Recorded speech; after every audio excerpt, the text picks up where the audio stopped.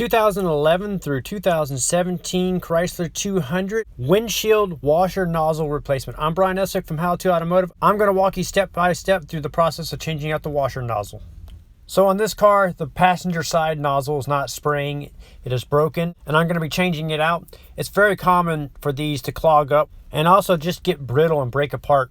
So I got the new replacement nozzle from the dealer. I will try to link it up if it's available. So we need to open the hood and go from underneath here, and if you look on mine, the plastic piece just broke right off the nozzle here. It just snapped off, it got brittle. So if you look at the new nozzle here, it has these little tabs on the side that we need to squeeze to get the old nozzle out of the car. So you're going to use a pair of needle nose pliers like this and give those little tabs a squeeze. Most likely they're going to break. In my case, it just shattered and popped out. So go ahead and squeeze that and pop it out.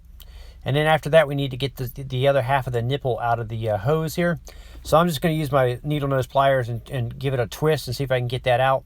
So as I'm trying to pull it out, it's just breaking apart inside the line here. So what I'm going to do to actually help get it out is actually just squeeze it and break it up even more inside here, and break it into smaller little pieces, and then I'll pick out these little plastic pieces out of the line and just work those out.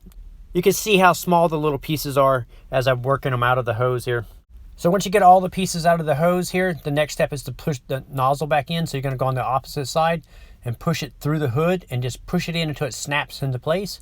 Now on the inside here, you can just push the hose on, top off your washer fluid, give it a try. If the nozzle is available through my parts supplier, I will link it up in the description. I'm Brian Essick from How to Automotive. I'd like to thank you guys for watching my videos, encourage you to subscribe, invite you to head over to the howtoautomotive.com website for more valuable videos like this. Thank you again for watching.